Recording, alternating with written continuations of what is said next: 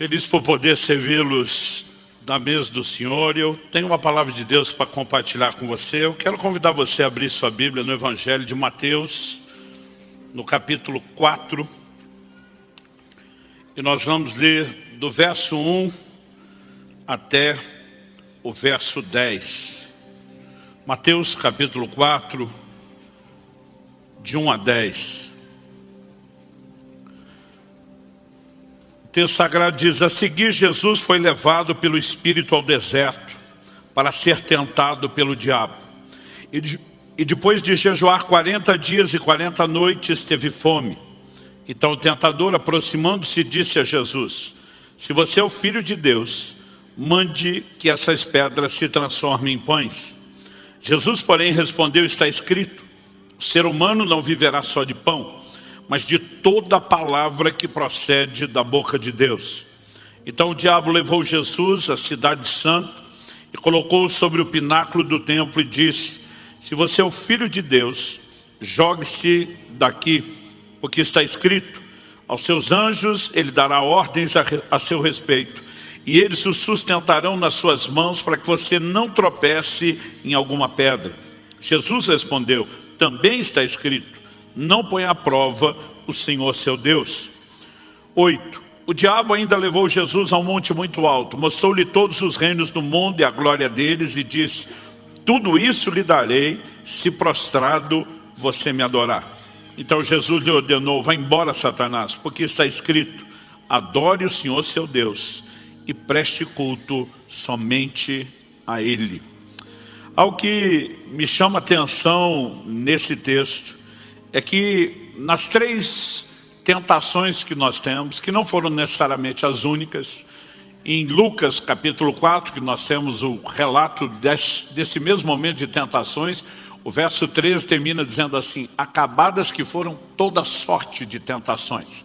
Então, provavelmente, nós temos aqui as três finais, né? Mas o que me chama a atenção é que nesse relato, nos três momentos de confronto e tentação, Jesus responde a Satanás com a frase: está escrito.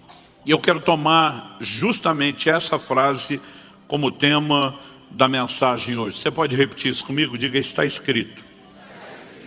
E acredito que isso aponta a importância de viver pela palavra de Deus. Obviamente a palavra de Deus nos foi dada por meio das Escrituras, né? A expressão Escritura já aponta para isso. E quando você olha para o ensino de Jesus, você percebe que não apenas num momento como esse, mas ao longo de todo o seu ensino, Jesus usou muito a expressão está escrito.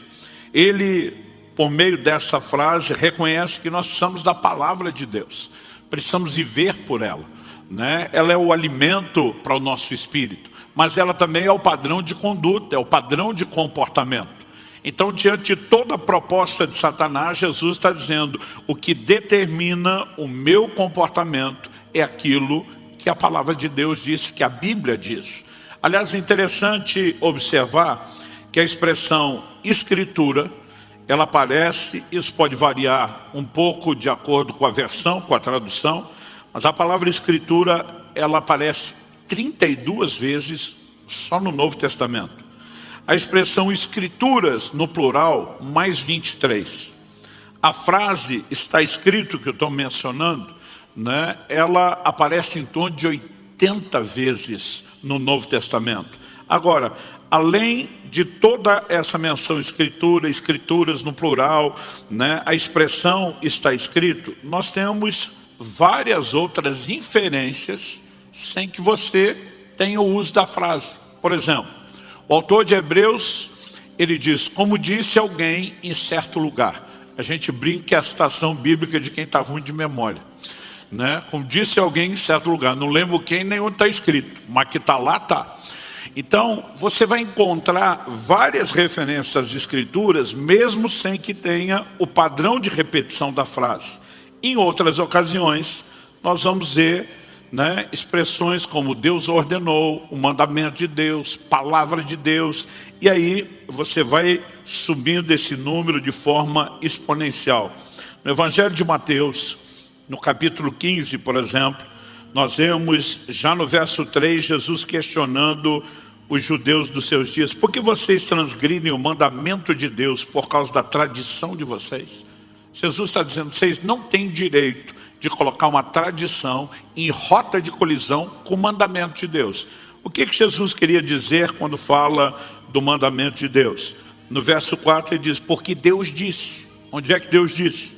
Honre o seu pai e sua mãe. Ele está se referindo às Escrituras. Depois ele vai dizer no verso 6: assim vocês invalidam a palavra de Deus por causa da tradição de vocês. Então, nós vamos ter expressões como mandamento de Deus, ordenança de Deus, né? A palavra de Deus, e tudo isso aponta para a mesma verdade que Jesus está sustentando de forma prática, no confronto com Satanás, nos seus ensinos. Qual? Nossa vida é guiada, é regida pela palavra de Deus. Ela não é apenas o nosso código de fé, ela também é o código de conduta, ela é a determinação do que cremos, ela estabelece os limites, os parâmetros da nossa fé, e é muito importante que a gente possa compreender isso. Mas eu acredito que de tempos em tempos é importante que a gente seja não só instruído, mas lembrado, né, de que a autoridade desse livro, tão importante a ponto de Jesus dizer: tudo o que eu faço está dentro dele. A autoridade desse livro, que é quem interpreta a si mesmo, né? Eu gosto dessa frase que eu ouvia meu pai dizer muito: é a Bíblia que explica a Bíblia. Quando Jesus responde à primeira tentação de Satanás dizendo: está escrito, o diabo entra na próxima tentação: por que é que você não pula do pináculo do templo? E aí o diabo vai dizer: porque está escrito, aos seus anjos dará ordem a teu respeito, para que te guardem em todos os teus caminhos, né? Qual é a resposta de Jesus? Jesus diz: também está escrito. Quando ele volta com o também está escrito, ele não estava dizendo que o diabo citou um texto errado. O texto que ele citou estava correto, ipsis literis, mas a aplicação, ela estava em colisão com outras porções das Escrituras. E é o que eu e você precisamos entender, que esse livro é completamente harmônico, o que por si só já é um grande milagre. Como se você simplesmente, né, começa a avaliar a produção desse material, e daqui a pouco nós já vamos dar o detalhe de quanta gente, em quanto tempo participou, contribuiu, usadas por Deus para nos fornecer esse material, como nós podemos ter algo que ao longo da história, não apenas, né, nunca pode ser descredibilizado, como pelo contrário, sustenta a sua autoridade, porque fala antecipadamente de coisas que ainda iriam acontecer. Nós já temos muitas profecias que se cumpriram à risca, e temos outras que seguem se cumprindo. Então, ao que eu e você precisamos reconhecer é que há uma autoridade por trás desse livro, e essa autoridade é a sua inspiração divina. Você pode dizer amém? Então, quando eu pergunto se pode dizer amém, você pode dizer posso ou não posso. Eu não tinha pedido para vocês falar amém, estou brincando. Vamos lá. E 2 Timóteo, é que normalmente eu tenho que pedir 2 vezes, vocês responderam tão rápido, tão intenso, que eu fiquei até impressionado. Segunda carta de Paulo a Timóteo, no capítulo 3, nos versos 16 e 17, ele diz assim: toda a Escritura é inspirada por Deus e útil para o ensino, para a repreensão, para a correção, para a educação na justiça, a fim de que o servo de Deus seja perfeito e perfeitamente habilitado para toda boa obra. Eu vou pedir de vez em quando, só para efeito didático, que você repita algumas frases comigo.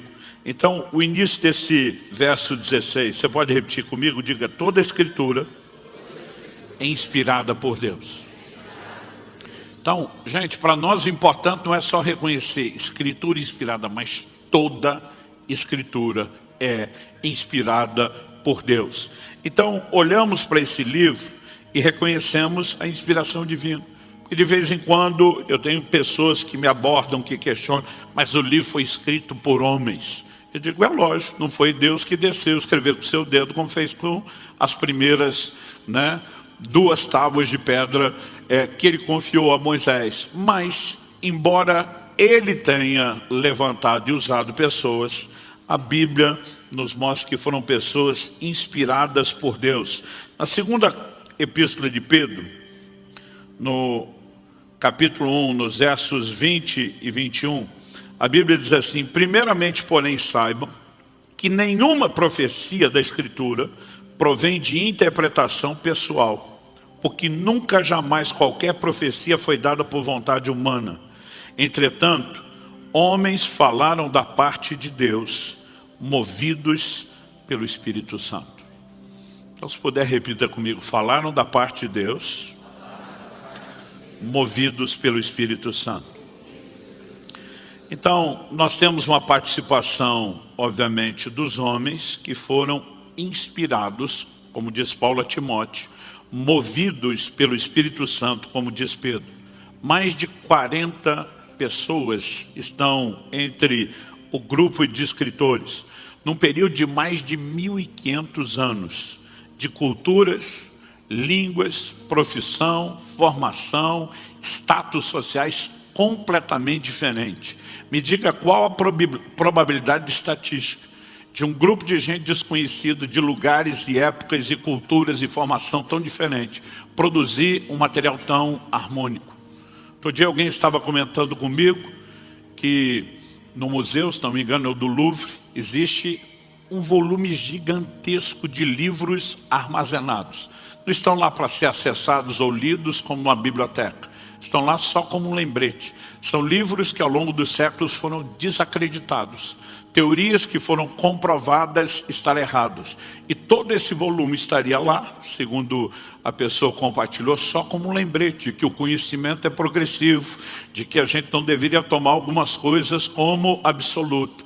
Pensa num livro que nunca vão botar lá. As Escrituras, a Palavra de Deus. Ao longo dos séculos, foi o livro mais atacado, perseguido, nunca pôde ser descredibilizado. Então, quando a gente olha, nós reconhecemos que a autoridade por trás do livro é a própria inspiração divina. Né? Outro dia alguém falou: não, pastor, olha, eu até creio em Jesus, mas esse negócio de crer na Bíblia toda não dá. Eu falei: então não dá para crer em Jesus. Primeiro, porque é a própria Bíblia que fala de Jesus. Então, se ela não é confiável, por que a informação que você tem sobre Jesus seria? Falei, além disso, mesmo que você diga: não, eu tenho uma experiência com o próprio Jesus. Aí você olha para o fato de que ele validou as Escrituras. Jesus reconheceu os livros do Antigo Testamento, denominando-os de Escrituras. Em João, no capítulo 5, no verso 39, diz: examinais as Escrituras, porque julgais ter nelas a vida eterna, e diz: são elas que dão testemunho a respeito de mim. Jesus não só diz que por meio das Escrituras nós acessamos e encontramos a vida eterna, mas nós chamamos isso na teologia de convergência bíblica. Toda a Escritura aponta para a pessoa e a obra de Cristo. Quando você olha para o próprio ensino de Jesus, ele deixou claro: não existe a possibilidade de viver ou experimentar salvação sem isso. No episódio lá de Lucas 16, de 27 a 31, quando a Bíblia fala a respeito do rico e do Lázaro, e o rico depois de morto está implorando, né, a Abraão, dizendo: pai, eu te peço que você mande Lázaro à minha casa paterna, para que ele dê testemunho. Meus irmãos precisam ouvir isso a fim de que não venham para esse lugar. Jesus diz que a resposta foi: eles têm Moisés e os profetas, ouçam-nos. Em outras palavras, a Escritura já foi dada para que eles possam crer. Esse é o meio através do qual Deus fala. Esse é o meio através do qual Deus se revela. Esse é o meio através do qual Ele dá testemunho. Esse é o meio pelo qual a própria fé pode ser gerada nos ouvintes. E ele diz: não, mas se alguém for dentre os mortos, eles vão se arrepender, vão se deixar convencer. A resposta é: se não ouvem Moisés e os profetas, também não se deixarão convencer, mesmo que alguém ressuscite dentre os mortos. Né? A base e o fundamento da fé, da revelação, do entendimento de tudo que Deus tem, parte das Escrituras. E se você olhar o ensino de Jesus, ele validou não só as Escrituras de uma forma geral, mas quando faz referência aos personagens das histórias bíblicas. Detalhe, inclusive aquelas que alguns de nós ficamos olhando: mas será que não é a história da carochinha? Jesus fala, outro dia um falou para mim, não pastor, eu creio assim na Bíblia quase toda, mas negócio de Adão e Eva não dá para engolir, né? Eu falei, Jesus falou sobre Adão. Se você não puder validar isso, ignore a pessoa de Jesus. Outro dia um falou, não pastor, eu só tenho dificuldade com Noé. Eu falei, Jesus falou a respeito de Noé, do episódio do dilúvio, né? Falou a respeito de Ló, ele falou a respeito, o que inclui a destruição de Sodoma e Gomorra, ele falou a respeito de Moisés, Davi, de Salomão, de Daniel, de Jonas. Então tinha alguém que falou, pastor, o senhor acredita mesmo que o peixe engoliu Jonas? Eu falei, se a Bíblia dissesse que o Jonas engoliu o peixe daquele tamanho, eu também acreditaria. Então, você simplesmente não pode olhar para Jesus, os seus ensinos, e ignorar que ele fundamentou, baseou tudo por meio da própria Escritura.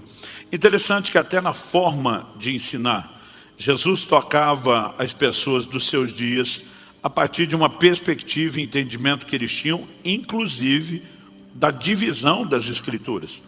Em Lucas, no capítulo 24, no verso 44, né, a Bíblia nos mostra Jesus, depois da ressurreição, falando a uns discípulos e diz, a seguir Jesus lhes disse, são essas as palavras que eu lhes falei, estando ainda com vocês.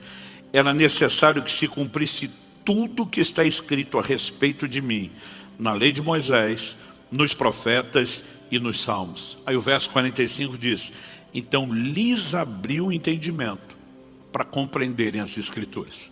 Ele, além de trazer explicação, fundamentação, apontando texto a texto, ele os ajuda a ter a compreensão de como tudo aquilo apontava para ele.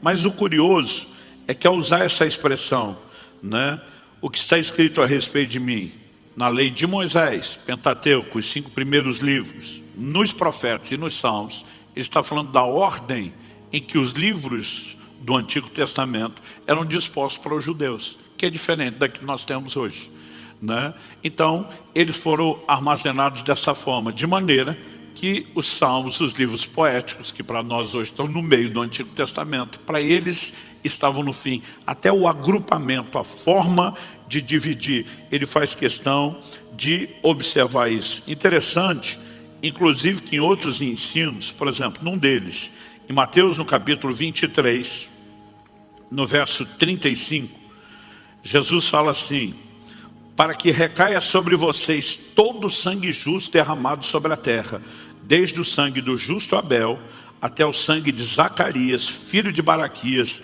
a quem vocês mataram entre o santuário e o altar. Outro dia alguém perguntou, falou, pastor Abel, nós sabemos quem é, mas quem é o tal do Zacarias, filho de Baraquias? Esse registro está em 2 Crônicas 24. Na disposição dos livros, junto com os salmos, alguns desses livros históricos estavam agrupados por último. Então Jesus está dizendo literalmente, do primeiro ao último homicídio. Seria como hoje na nossa linguagem dizer, de Gênesis a Apocalipse, que é a ordem como os livros estão sistematizados. Então Jesus não apenas dizia, olha, temos um conteúdo divino, mas ele está dizendo, até mesmo a maneira como isso está disponibilizado para vocês. É algo, né, que eu conheço, que vocês conhecem, e eu vou usar como referência para vocês. Conclusão, se a Bíblia não é digna de confiança, então também Jesus não era. Nós não podemos relativizar isso. Nós vamos perceber que o próprio Jesus leva os discípulos a entenderem que tudo o que ele está pregando, o que ele está fazendo em prol de nós, é o cumprimento das Escrituras. Tudo está fundamentado na palavra. Então, o ponto de partida para mim e para você tem que ser de reconhecer qual é a autoridade do livro. Sua inspiração divina é a palavra de Deus. Amém? Segundo lugar, se reconhecemos a autoridade do livro por conta da sua inspiração divina, então precisamos ter o cuidado de viver pelo que está escrito. Se é de fato a palavra de Deus, se é Deus por meio desse livro, não apenas falando conosco, mas se revelando, né? A Bíblia se refere a Deus como Deus invisível, que nunca apareceu com nenhuma forma. Se ele não quis aparecer com forma, como podemos conhecê-lo? Jesus diz, são as Escrituras que dão testemunho a respeito de mim. Deus está dizendo, apesar de não ter mostrado a vocês nenhuma forma, eu revelo meus atributos, meu propósito, meus intentos, meus feitos, por meio das Escrituras. Se nós queremos conhecer Deus, precisamos conhecer a Escritura. Mas não é apenas saber sobre Deus.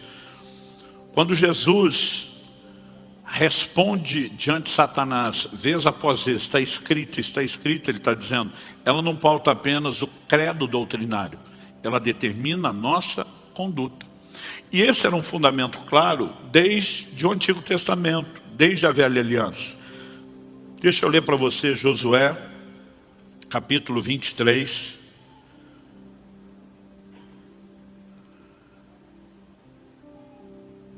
E o verso 6.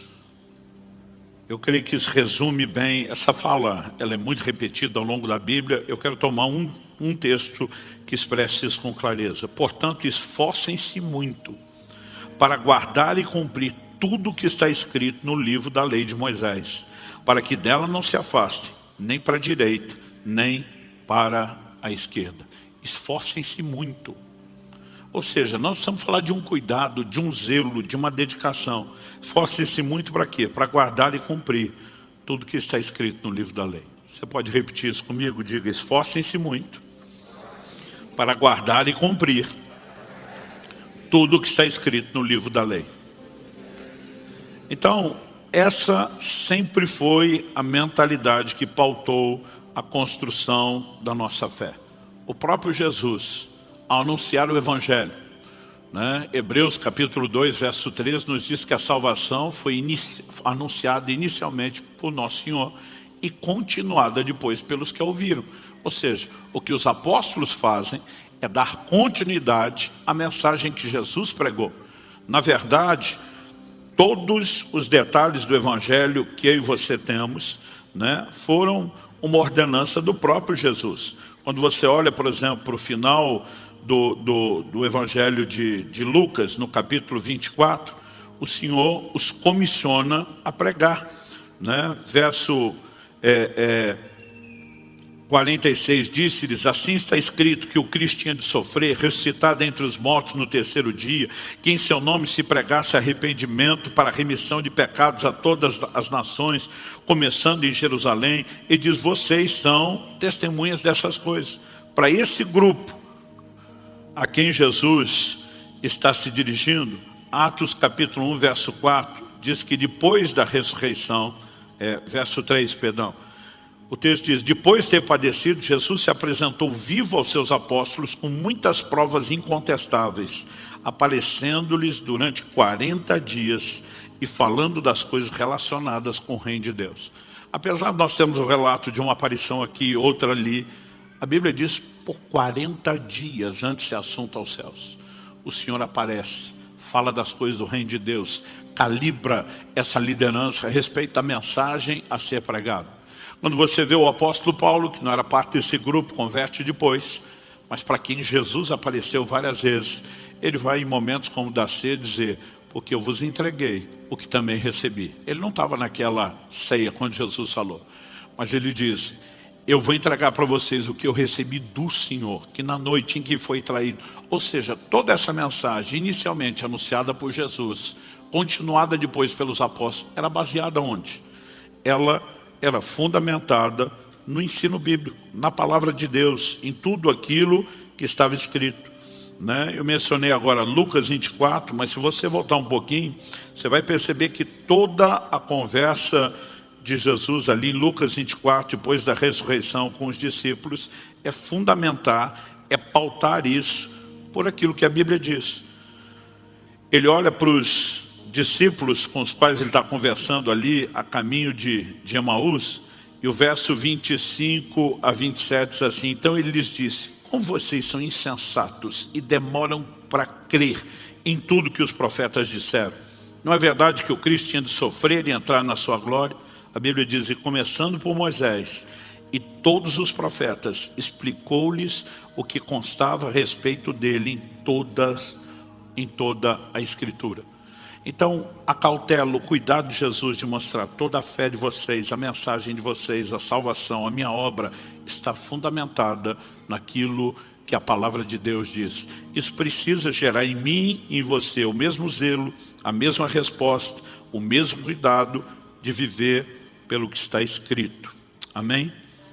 Em primeira carta de Paulo aos Coríntios, no capítulo 1, no capítulo 4, perdão, no verso 6, o apóstolo Paulo diz o seguinte: meus irmãos, apliquei essas coisas figuradamente a mim mesmo e a Apolo, por causa de vocês, para que por nosso exemplo vocês aprendam isto. O quê? Não ultrapassem o que está escrito. Outras traduções diz, para que vocês não vão além do que está escrito. Quando ele está dizendo não ultrapasse o que está escrito, ele está dizendo, você não tem direito de crer em nada que não esteja na Escritura, você não tem direito de fazer ou se comportar além do que está estabelecido nas Escrituras. Ou seja, claramente, ela é o parâmetro da nossa fé, das nossas convicções e também da nossa conduta. Isso não é apenas a realidade do Novo Testamento. No Antigo Testamento, essas mesmas verdades eram promovidas por Deus. Isaías, no capítulo 8, verso 19, a Bíblia diz, quando disserem a vocês, consultem os médios e os adivinhos que sussurram e murmuram. Será que um povo não deveria consultar a Deus, o seu Deus? A favor dos vivos se consultarão os mortos. Aí diz assim, verso 20, a lei e ao testemunho. Se eles não falarem segundo essa palavra, jamais verão a luz do alvorecer. Então Deus diz, em vez de consultar os mortos, seu povo tem que consultar o seu Deus. Como se consulta a Deus? A lei, ao testemunho. As expressões, como a própria Escritura, né, era chamada e referida. Ou seja, o tempo todo, né, havia esse cuidado, esse zelo. Tudo tem que passar pelo crivo das Escrituras. Em Atos, no capítulo 17, no verso 11, a Bíblia diz que o apóstolo Paulo sai de Tessalônica, depois de ter pregado, agora vai para Bereia. E quando chega em Bereia, a Bíblia diz assim, ora, estes de Bereia eram mais nobres do que os de Tessalônica.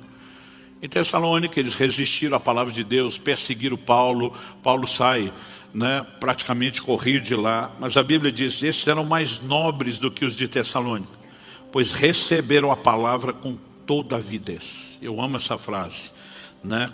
Outra tradução, como ele veio, diz com grande interesse. A Bíblia diz, examinando as Escrituras todos os dias, para ver se as coisas eram de fato assim. Quando a Bíblia define nobreza, não parte do pressuposto da ingenuidade.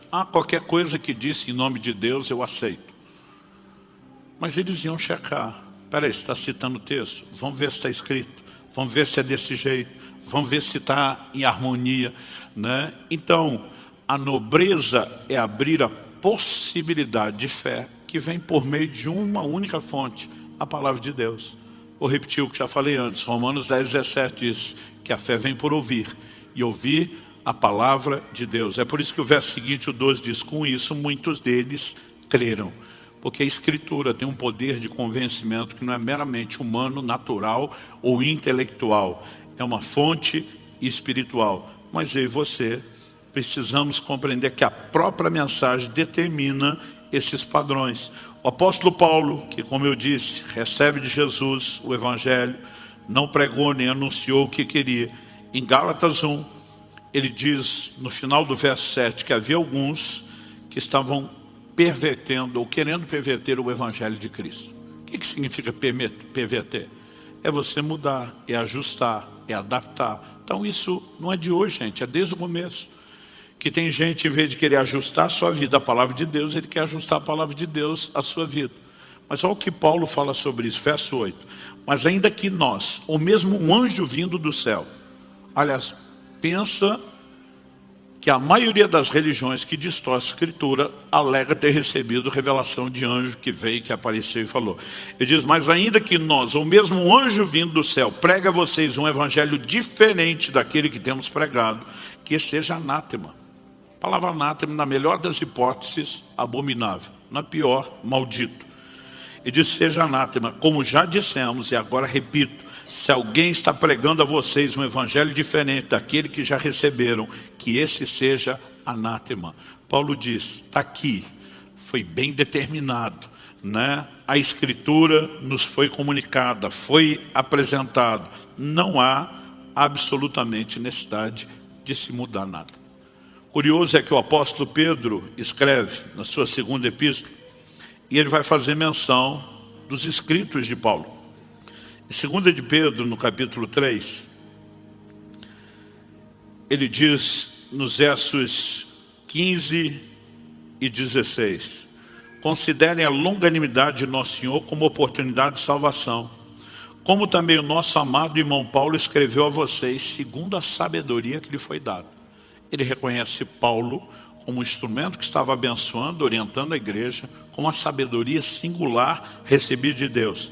E diz no verso 16, ao falar a respeito desses assuntos, como de fato costuma fazer em todas as suas cartas. Nelas, há certas coisas difíceis de entender. Para nós que estudamos, né, o apóstolo Paulo e encontramos um monte de coisa difícil de entender, o consolo é dizer que até Pedro achava difícil. Mas eu acho que Pedro não está falando só do nível pessoal. Pedro sabe que existem níveis distintos de maturidade. Então o apóstolo Paulo fala que a criança precisa de leite e que ela é inexperiente na palavra da justiça, né? Na verdade o livro de Hebreus fala isso, mas Paulo vai repetir em 1 Coríntios 3 algo muito parecido. Mas ele diz assim, olha, o autor de Hebreus, temos muitas coisas que dizer e difíceis de explicar. Difícil explicar só por uma questão de mentalidade e raciocínio. Ele diz não, porque vocês se tornaram tardios em ouvir. Existem pessoas que não têm estrutura por entendimento, de crescimento espiritual. Mas aí ele diz assim, nelas há certas coisas difíceis de entender, que aqueles que não têm instrução e são instáveis, deturparão, como também deturparão as demais escrituras para a própria destruição dele. O que é interessante é Pedro dizer, não só estão distorcendo o que Paulo está falando, eles distorcem as demais escrituras, mas ao dizer as demais escrituras, o apóstolo Pedro, que andou com o Senhor Jesus, um dos primeiros grandes líderes da igreja, está chamando as epístolas de Paulo do quê? De escrituras. Ou seja, já nos dias dos apóstolos, eles reconheceram que além de toda a fundamentação, né, que as próprias cartas de Paulo tinham em cima do Velho Testamento, elas eram parte das escrituras e ele estava dizendo, a gente tem que andar nelas e não pode deturpá-las. Aonde isso deve nos levar? A um cuidado, a um zelo, né? Zelo este que foi, não vou dizer restaurado, mas que volta a ser promovido na época da Reforma Protestante. A igreja, espiritualmente falando, entra em declínio, negocia verdades ao longo da história, mas a partir da Reforma Protestante, uma, né, das ênfases, das teclas nas quais se batia, eles falam muito das 5 solas, sola Escritura, somente a Escritura. O que nós cremos é aquilo que a palavra de Deus diz. Agora, em terceiro e último lugar, se reconhecemos o que eu falei em primeiro, a autoridade do livro, que vem da inspiração divina e é a palavra de Deus. Se isso gera em mim e em você o cuidado de dizer, não, nós só podemos viver, crer naquilo que está escrito. Então, em terceiro e último lugar, para viver pela palavra, nós temos que conhecê-la. Isso significa o quê? Que todos nós temos uma responsabilidade de conhecer a Escritura. Em Mateus 22, 29, Jesus diz, errais, não conhecendo as Escrituras. Toda pessoa que não conhece a Bíblia vai errar no comportamento, vai errar no credo, vai errar nas convicções. Por quê? Se não estamos de posse da revelação que Deus oferece, certamente nos faltará algo e haverá equívoco, seja nas nossas crenças, seja no nosso comportamento. Então, como podemos fazer? Na verdade, não é nem só como, o que eu e você devemos fazer. Há uma determinação bíblica, que na verdade é um imperativo, não é bem um hashtag fica a dica, né? Colossenses 3,16, que a palavra de Cristo habite ricamente em vocês. Outras traduções só dizem: habite ricamente em vós a palavra de Cristo. Ou seja, não só habite, mas ricamente. Você tem que estar cheio de Bíblia. Eu li uma ilustração no livro quando era ainda adolescente, honestamente não tenho certeza de que livro foi, mas o autor dizia que o crente tem que estar cheio de Bíblia, como uma esponja está cheia de água. Você pega uma esponja que está assim totalmente encharcada, onde você cutuca, sai o quê? Água. Transborda aquilo do qual está cheio. E ele dava um exemplo. Cada vez que o diabo tentou tentar Jesus, resvalava nele e saiu o quê? Está escrito. Está escrito, está escrito. Até porque a boca fala do que está cheio, o coração. E nós precisamos que a palavra de Deus habite ricamente em nós. Agora, não vai ser transferida por download automático, quando você dorme, por osmose, nada disso. Isso significa que se está escrito, nós temos que ler. De vez em quando ouço um dizer: não gosto de ler. Eu digo: olha, tem um monte de coisa que você pode até dizer que não gosta, mas não dá para não fazer. E ler é uma delas. Mesmo que você não queira ler tudo, no mínimo tem que ler Bíblia. E nós precisamos aprender a importância de ler a palavra de Deus, de meditar nela e além, de estudar. Estudar a capacidade de sistematizar, de questionar, né? De poder enxergar o quadro maior além das afirmações isoladas. Então deve haver uma via de leitura bíblica que deveria ser diária. Antigamente as pessoas não tinham acesso à Bíblia como eu e você temos. Aí Deus diz no livro de Deuteronômio: o rei que se assentar no trono tem que ter uma cópia da lei. Era luxo de poucos. Além dos sacerdotes que faziam cópias manuais, as pessoas não podiam cada um ter sua própria Bíblia. Mas Deus diz: quem vai governar o povo tem que ter. Por quê? Deus diz para que leia o livro da lei todos os dias da sua vida. Então não era uma determinação para todo mundo quando ninguém tinha acesso. Agora, a partir da Revolução Gráfica de Gutenberg, quando a Bíblia se torna um livro popular, cai na mão do povo, né? Nós começamos lentamente a viver uma revolução.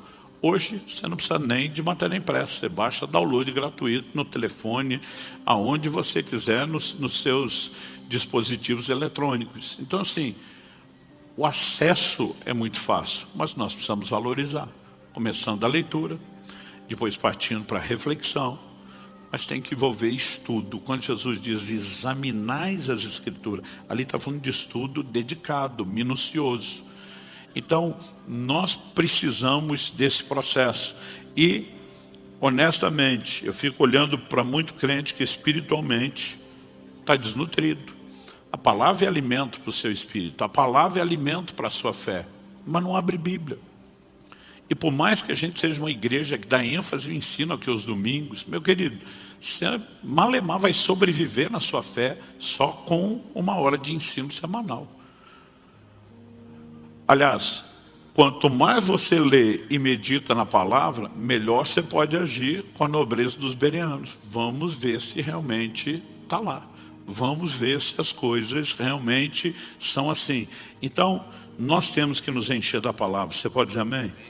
Um dia alguém me perguntou: pastor, o senhor começou a estudar a Bíblia por causa do seu chamado para ensinar? Falei: não, eu comecei a estudar a Bíblia porque eu queria viver. Eu queria experimentar. E depois, empolgado com o que eu estava experimentando, eu comecei a ter o desejo de repartir. Foi só lá na frente que eu entendi o chamado de Deus. Mas interessante que até sobre isso a Bíblia fala. Esdras capítulo 7, verso 10. Fala de Esdras, o grande sacerdote reformador do período pós-exílio de Babilônia. E a Bíblia diz: porque Esdras pôs no coração o propósito de buscar a lei do Senhor, cumpri-la e ensinar em Israel os seus estatutos e os seus juízos. Então, um propósito tríplice. Em primeiro lugar, buscar a lei do Senhor, tem que conhecê-la. Por quê? Porque senão eu não posso cumprir. Como é que eu vou praticar e viver pela palavra se eu não conheço? Mas além de buscar, agora que eu conheço, poder praticar, depois de viver, transbordar, ensinar, compartilhar. Então Deus quer que a gente busque, Deus quer que a gente viva a palavra e Deus quer que a gente transborde a palavra. Nada disso será possível sem o primeiro passo do buscar. Eu vejo crentes, às vezes, com 10, 15, 20 anos de vida cristã, que falam, não, eu nunca li a Bíblia de capa a capa. Eu digo, como assim? Como isso é possível?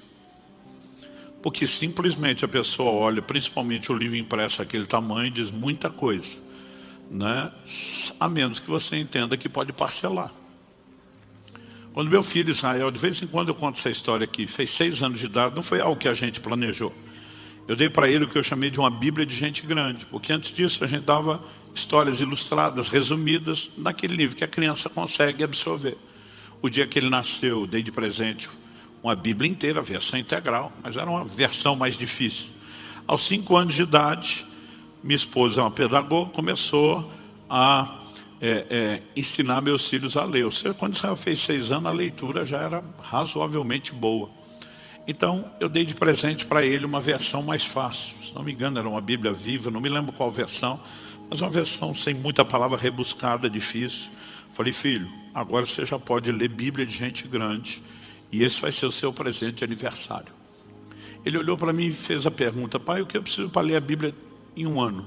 Eu nunca tinha exigido isso dele, mas talvez ele ouviu a gente fazer comentários na igreja. E eu falei, filho, vamos fazer a conta? A Bíblia tem 1189 capítulos. Dividido pelos 365 dias do ano, a conta dá 3,25. 3 capítulos e 1/4 de capítulo por dia. Falei, para controlar esse 1/4 é difícil. Então, primeiro eu dei uma orientação, depois achei melhor a segunda. Falei, de segunda a sexta, dia de aula, você lê 3 capítulos. Sábado e domingo, que não tem aula, você lê 4. E eu falei, se você fizer isso todo dia, acorda, a primeira coisa que você faz, está garantido você ler a Bíblia em 1 ano. Faltavam uns 15, 10 dias para ele completar o aniversário de 7 anos, e terminou de ler a Bíblia a primeira vez. Se uma criança lê a Bíblia em 1 ano, não me diga que você não dá conta. Outro dia eu falei, não pastor, minha vida é corrida. Eu falei, parcelo, um capítulo de manhã, um no almoço e outro antes de dormir. Não é possível que você diga que não tem tempo. Agora, normalmente a gente não se organiza e a gente não leva a sério a missão e a responsabilidade. Aos 7 anos ele leu a Bíblia a segunda vez, aos 8 anos ele leu a Bíblia a terceira vez. Quando fez o aniversário de 9, ele fala, pai, se eu ler 7 capítulos da Bíblia por dia, dá 2 no ano. Eu falei, isso mesmo. Aos 11 anos de idade ele tinha lido a Bíblia 9 vezes. Ele me perguntou, quantas vezes o senhor já leu? Eu falei, é melhor parar de contar, que isso só deixa os outros orgulhosos. Então, eu e você podemos nos organizar. Sabe, de tempos em tempos, nós temos um momento aqui como 100 dias na palavra. Vamos ler a Bíblia toda em 100 dias. Não significa que esse tem que ser o seu estilo sempre. Eu, por exemplo, no início de cada semestre, eu tenho me dedicado nos últimos anos a um jejum prolongado. Na maioria deles, eu leio a Bíblia toda durante o período do jejum. Para ler a Bíblia em 40 dias, tem que ler 30 capítulos por dia em média. E eu tenho me dedicado a isso. Não significa que isso tem que ser sempre. Mas a gente precisa se organizar, se estimular. Para quê? Para que a palavra habite ricamente em nós. Quem está entendendo? Então, assim, desde já eu quero encorajar vocês, não só a lerem mais a Bíblia, mas em momentos onde a gente faz uma movimentação, né, como essa de chamar a igreja, é para que a gente possa fortalecer a consciência, possa fortalecer, né, esse bom hábito. Além do benefício pessoal, do conhecimento, do alimento que você recebe para o seu espírito e para a sua fé, é lógico, como eu disse, o propósito final é que isso também não pare em nós e possa ser compartilhado. E só consegue compartilhar quem tem aquilo para poder oferecer. A gente mencionou antes, em 2 Timóteo 3,16, que toda a escritura é inspirada por Deus. Mas a Bíblia diz que o ensino é útil para correção, para repreensão. E a Bíblia diz para que o homem de Deus seja completo e perfeitamente habilitado para toda boa obra. Então a palavra vai trabalhar em nós, vai nos transformar. Jesus, em João 17, na oração sacerdotal, como a gente chama, ele ora pelos seus discípulos e diz, Pai, santifica-os na verdade. E diz, tua palavra é a verdade. Tiago, capítulo 1, verso 21, recebei com mansidão a palavra em vós implantada, a qual é poderosa para restaurar a vossa alma. Salmo 19, 7, a lei do Senhor é perfeita, e restaura a alma. O que é restaurar a alma? Onde eu e você nos convertemos, nós sabemos que a culpa de tudo que fizemos de errado foi removida. Mas vamos ser honestos, gente. Muitos de nós trazemos marcas enormes na alma. E não existe nada que seja tamanha fonte de cura e restauração emocional como a palavra de Deus. Ela não vai gerar alinhamento só no comportamento. Ela vai trazer cura, restauração nas emoções. Quem está entendendo? Nós precisamos disso. É inegociável. Então, ao olhar declarações como essa tão repetida na Bíblia, está escrito, a pergunta é, eu e você temos uma capacidade de, diante do dia a dia, seja diante de tentações, diante de escolhas, poder dizer está escrito, porque se eu e você não gastarmos tempo com a palavra, nós não vamos conseguir chegar lá. Em 1 de Pedro, no capítulo 3, a Bíblia nos chama a estar sempre prontos e preparados, ou seja, é uma responsabilidade. Pronto e preparado para quê?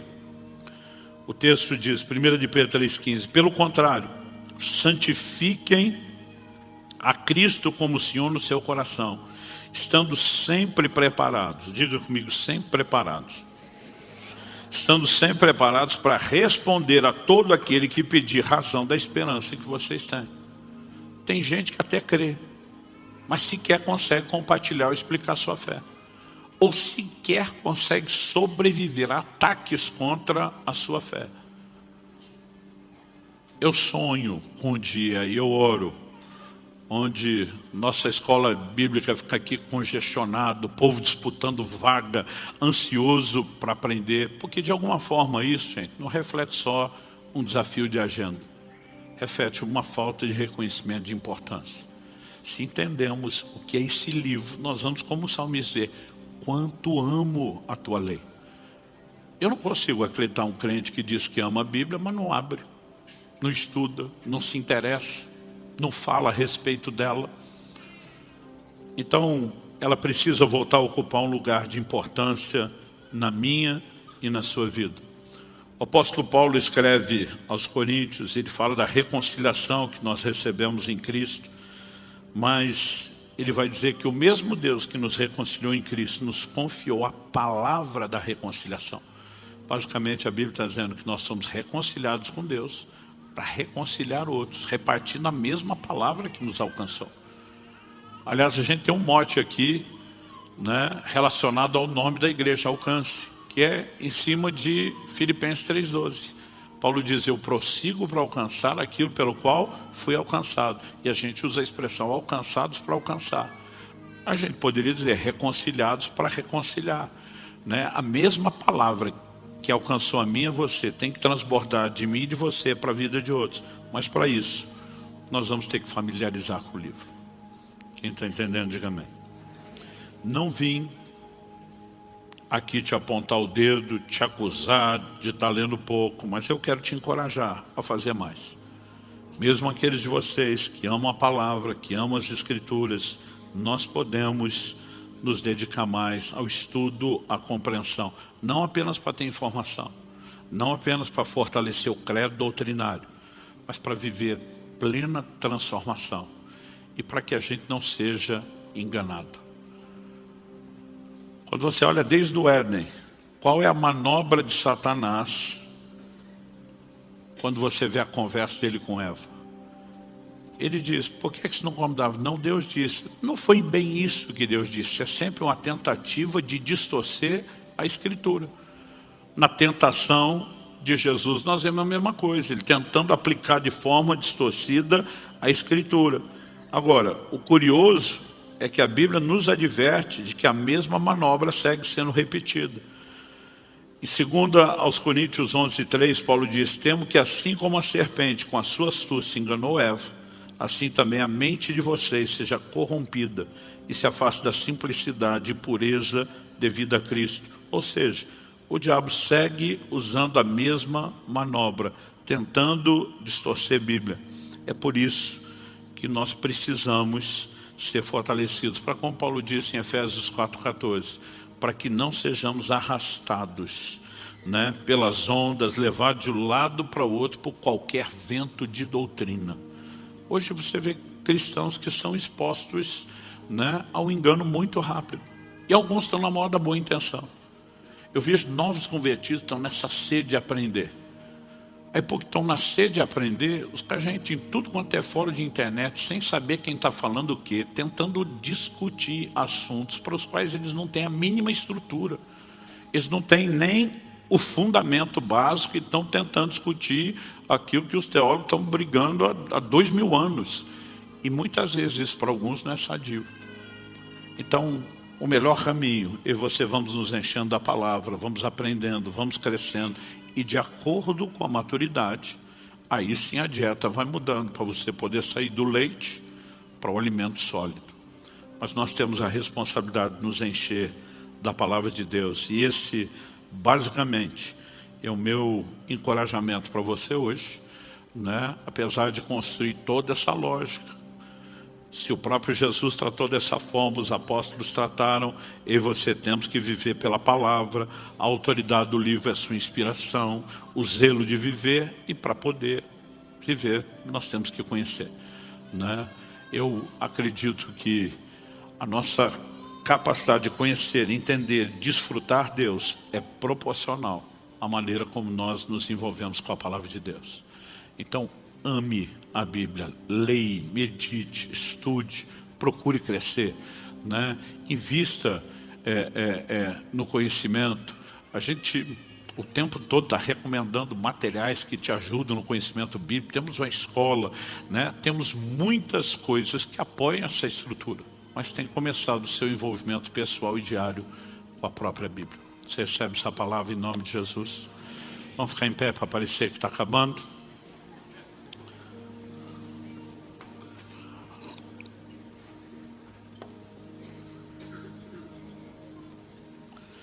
Meu Deus, nós te pedimos que o Senhor nos permita sair daqui mais do que com informação, mais do que com material para pensar ou processar, embora o Senhor também use isso. Nós oramos por despertamento. Nós oramos que o coração possa ser de fato atraído para a palavra. Que a percepção de importância venha mais do que por uma conclusão intelectual, racional daquilo que foi dito. Nós oramos que de fato o teu Espírito provoque isso nos nossos corações. Nós oramos que o Senhor nos guie, que assim como o Senhor abriu o entendimento dos discípulos do caminho de Emaús para entender as Escrituras, que o Senhor faça o mesmo em nós. Que possamos, ó Deus, aprender a orar como salmista, desvendo os meus olhos, para que eu contemple as maravilhas da Tua lei. Que o nosso relacionamento com a Bíblia não seja apenas o cumprimento de uma obrigação, o esforço religioso de algo sem sentido ou sem emoção. Pai, nós oramos que possamos cavar cada vez mais fundo e experimentar cada vez mais a compreensão que o Senhor tem, a fé que provém das Escrituras, a convicção, a santificação, as experiências que virão por meio dela. Conduze-nos. Nós oramos em nome do Senhor Jesus. Que aquilo que o Senhor começou não só a falar, mas a fazer, transborde, além desse culto, dessa reunião, siga crescendo até cumprir plenamente o seu propósito. Nós te pedimos em nome de Jesus. Amém. Amém. Confira esta outra linda pregação que pode tocar seu coração e inspirar sua fé.